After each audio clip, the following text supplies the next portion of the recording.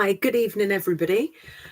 So I'm going live on TikTok and on YouTube. So if anyone's got any questions, by all means, whatever question you have. Thanks everybody for joining me this evening.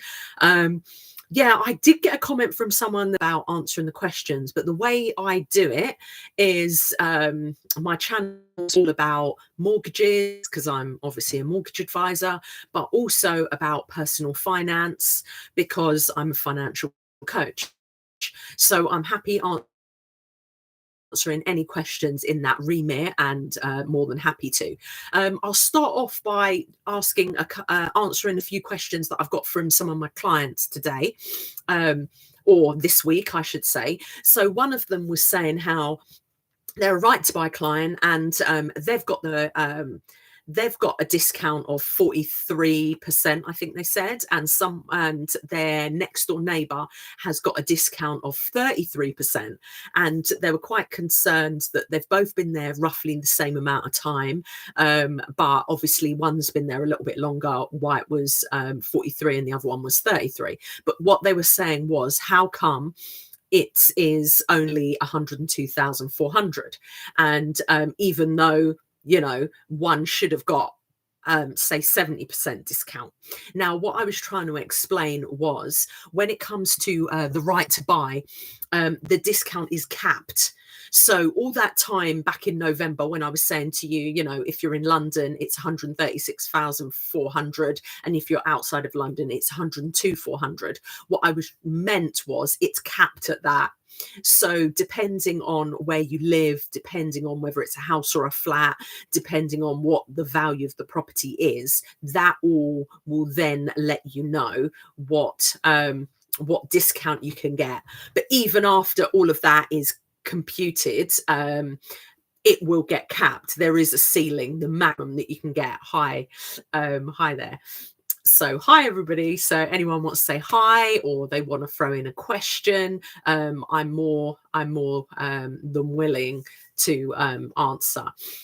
Right, so let's just go over the right to buy first, and then I'm going to go over credit because been getting a lot of questions about credit. Right, so with the right to buy, the first stage, as we all know, was to fill out the right to buy the RTB1 form. Then for them to acknowledge that they've received it, and you could get this in a letter or an email, is the RTB2. Now, if either 4 to 8 weeks, depending on whether it's a flat or a house, and you still haven't heard anything back, then you can put in the RTB6. And to confirm that they've received the RTB6, they will do an RTB7. Now, a couple of people have gone in and they've complained, and they've been told that because there is a delay, they will get the rent they're paying going forward will be discounted off the price because they're running out of time. So basically what the council's saying is, yes, you could have bought it by now, but because there's a delay, we're still charging you rent, but that will be deducted. So keep an eye on that. Obviously different lenders are working out different things. The next thing is the valuation. A lot of people are asking me what to do on the valuation. Now, I did do a whole course on this. So if you check in my bio for my TikTok or you go onto my link on my YouTube, you will see that. But that was the right to buy valuation. And that did explain, there was a checklist and everything else, and explain what to do on the right to buy valuation. And it was things like, what to point out, what to say, what not to say, things like that. So I hope everybody who's used it has found it useful. The next thing I wanted to talk about is once the valuation's been done, the section 25, it really is important to know exactly what to check. So I am building a checklist at this moment in time, and I am updating my right to buy course in order to help those that aren't sure. The Right to Buy course includes 3 elements. The first element is the right to buy process. The second element is how to get mortgage ready, which includes improving your credit and all of that. And then the third is how Right to Buy mortgages work. Yes, I'm a mortgage advisor and I will happily do your Right to Buy mortgage for you if that's what you want. And I do charge to do mortgages, and the price of the course is deducted off what I charge to do the mortgage. So you might as well do the course and then figure that one out. So I hope that helps. Right. So now we have some questions. Let's get started. So the first one is, I'm still waiting for the price. Yeah, a lot of people are still waiting for the valuation or then the price afterwards. And then when you receive that on the section 125, the top figure will be how much the property is worth. The second figure will be, and this is deducted, what the discount is. And then the final figure underneath will be what the purchase price is. Hope that makes sense. Do lenders check pay slips after an offer too? Right. I can tell you a story about this. So I had a client, and some people have heard this story before. I had a client and they didn't go into their overdraft. They normally do gamble. They didn't do any gambling. They were clean on all of them right up until the mortgage application. They received the mortgage offer. It was all good. And then for some reason, there was a delay. So when they were due to exchange and complete, there was a delay because further up the chain, and I suppose it's different with Right to Buy, but for first time buyers who I'm also talking to, there was the link up the chain. So the property that they were buying, there was a delay from the seller who was also buying.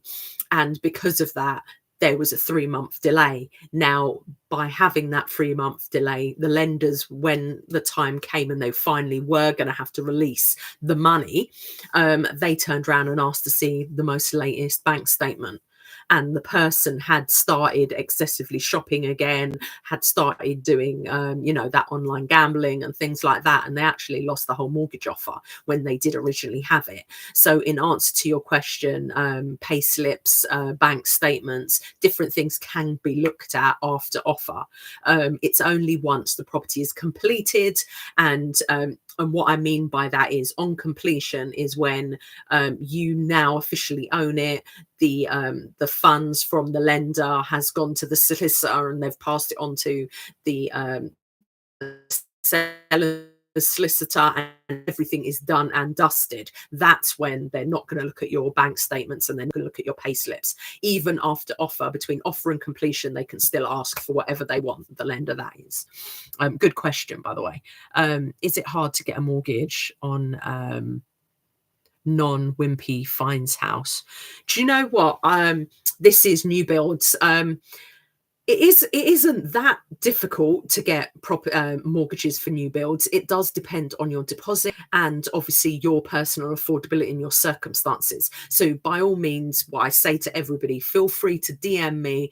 I'll give you my phone number. We can WhatsApp each other to arrange a convenient time for us both to have a conversation. And then either I'll call you or you'll call me and we'll go from there. Hope that helps. I received a Right to Buy confirmation letter. What should I do now whilst I'm waiting? Right, so the confirmation letter, so that's the RTB2. I would get mortgage ready. So what I mean by that is make sure your bank statements are clean, pay off any debts that you can. Also, have a look at your credit report and improve that. Again, I'm more than happy to sort of work with you on that. That's not a problem. What's the next one? What is the maximum? What is the maximum mortgage you can get? Yeah, okay. What is the maximum mortgage you can get on 42k a year? It's asking about apples and pears. So basically, when you are looking to get a maximum mortgage, now one obviously, right, not obviously. Okay, when you're looking to get a mortgage, what you're earning isn't the only thing that's factored in. Now, what lenders will do is they'll look at a couple of things. And I've got a system called that's like an affordability calculator, and it does it for 40 lenders because there's so much variety when it comes to what you can afford. And on that calculator, the first piece of information I have to put in is what is your loan to value. So they want to know how much deposit you're putting in. Obviously, if it's right to buy, then it's based on the discount being the deposit. But if not, if you're a standard first time buyer, not a right to buy first time buyer, then you could be putting down 5%, 10%, 20%, depending on what you're putting down. That is the first bit of information that they want to see. The second bit of information they want to see is your postcode. So depending on where you are, that can have an effect on your borrowing. Because obviously, you know, there's areas that are appreciating more than others. So if you're only putting down a 5% deposit, but you're in an affluent area that is increasing in value year on year, they may be a bit more, they may lend you a little bit more than if you're in an area that, you know, is stagnant. The properties never increase. Okay, so that's the next bit of information. The next bit of information is your age. And depending on your age will depend on the term. Obviously, you've got the fixed term of the deal, but you've also got the length of the whole mortgage. So if you're younger, you can go up to 40 years. If you're a little bit older, depending on whether you're working, whether you're pension age, we can actually go up to 85 now, depending on whether you've actually got a pension. If you've got a state, great news, because you can go up to 85 years who are in their 60s saying to me, oh, I can't get a mortgage, or is it only going to be for 9 years up to 70? That's not necessarily the case. It really does depend on your affordability. The next thing they look at is your credit commitments. Now, as I said before, and I did a video the other day, they'll look at your debt to income ratio. So they'll look at what is debt to compare to what you're earning. So for example, the person who's on 42k a year, if you've got finance for say 30,000, which some people to get a mortgage, because as far as they're concerned, you've blown your debt to income ratio. So, but if your debt is only 21,000, you're on 42, then in a good position. Next is credit cards. Now with credit cards,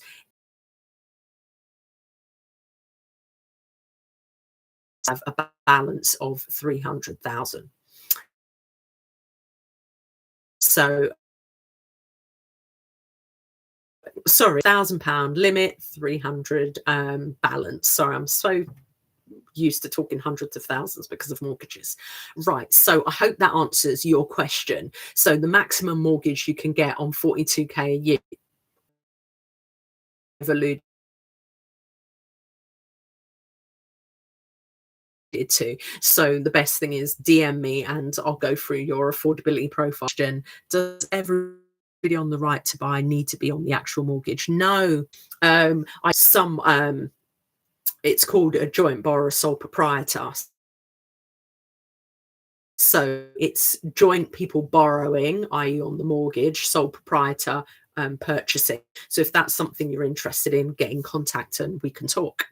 Right, how many months bank statements are expected when getting a mortgage? Standard practice is 3 months for standard things like your expenses. So if you've got, I've come across someone who has 4 current accounts, which they don't like, to be honest, but don't get rid of a current account that you've had for donkey's years. They like to see the history of it. But ideally, 2 current accounts, maybe one that has your salary coming in and one that has your expenses, if you're kind to keep it separate. If you're saving up for a deposit, I'd recommend an ISA or a LISA. When it comes, so you're asking about how many months bank statements, and I've said 3. If they do have concerns about your salary, then they might ask for 6. If you are relying on your overtime bonuses, shift allowance, London waiting, or anything like that, they ask for more. Buy goods for your house, does that affect anything? It depends what kind of goods and how much it costs. So I've talked about the debt to income ratio, and I've talked about credit utilization. So hopefully I've covered that. Um, uh, da, da, da.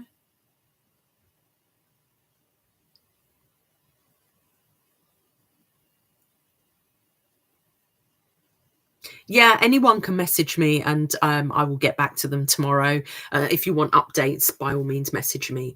Um, right, is there a lender?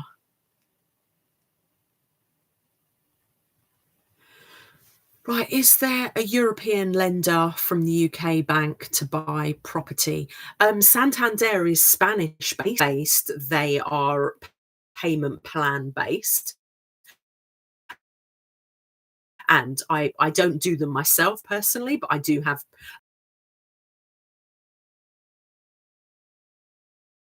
that do there don't seem to be any. We have looked, me and my client, to find any.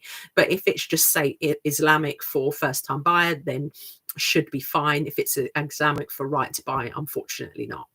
Um, so yeah, by all means, let other people know that I'm live, and if they've got any questions. As I always say, what I do is I run this. TikTok only allows me to show the highlights of this video, but YouTube, which I'm also running at the same time because I've got a YouTube channel of the same name, that will have the whole thing. So any questions, it's worth watching on my YouTube channel, and then you can get answers to all of the questions that have been asked today, because I have answered quite a few. And by all means, to keep my channel going and to let other people see the channel, if you could subscribe on YouTube for me and follow me on TikTok, and then more people, they'll push me out to more people, and I can help more people. There are still some people that are contacting me that didn't know that there was a right to buy discount had gone down, which is such a shame, because I really tried so hard to let as many people know as possible. What do you mean they will ask for 6 to 12 months bank statements? Month statements, I think you mean bank statements there.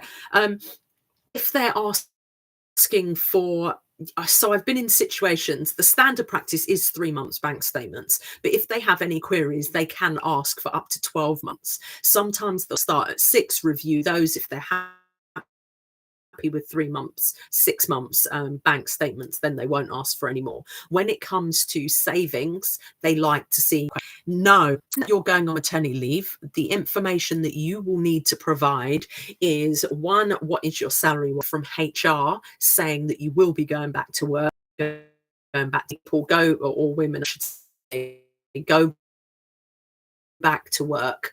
And then you obviously have to let the lender know, because the affordability will be based on your part-time future salary. But if you're going back full-time, then even if you go back, then you'd see and say they're going back full-time, and then that will be enough for when I'm working out your affordability, we can use your full-time salary. What happens? Okay. Yes, yes, I can recommend a right to buy solicitor. I have a conveyancer solicitor that I work with on a lot of right to buys. So by all means, please feel free to just send me a direct message, and I can give you her details. Our mortgage offer. Our mortgage offer. With it really does depend on your circumstances. If you need to extend a mortgage offer, yes, your mortgage advisor should be able to sort of deal with that for you. What I would personally do is I'd speak to the business development manager, explain why it needs extending, and hopefully it will. Some lenders will just extend it straight away. Some will have to do another affordability check on you, i.e. look at more bank statements and that kind of stuff. Depending on the property, that may also need to be looked at. So yeah, it really does depend on what the reason, what the delays are. Lenders have asked for.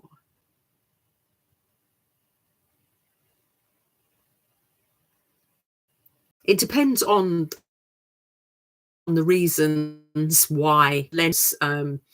Yeah, again, if you've got a good mortgage advisor, they will be completely on top of this, and they'll ask why the CML is being form has been asked for, and that kind of stuff. Um, okay, well, that is great. If anyone has any more questions, then feel free to DM me them. I will be sort of finishing off now. But it was great sort of talking to everybody, and I hope everybody found this helpful. Again, if you want to re-watch this back, it's all on YouTube, the full video.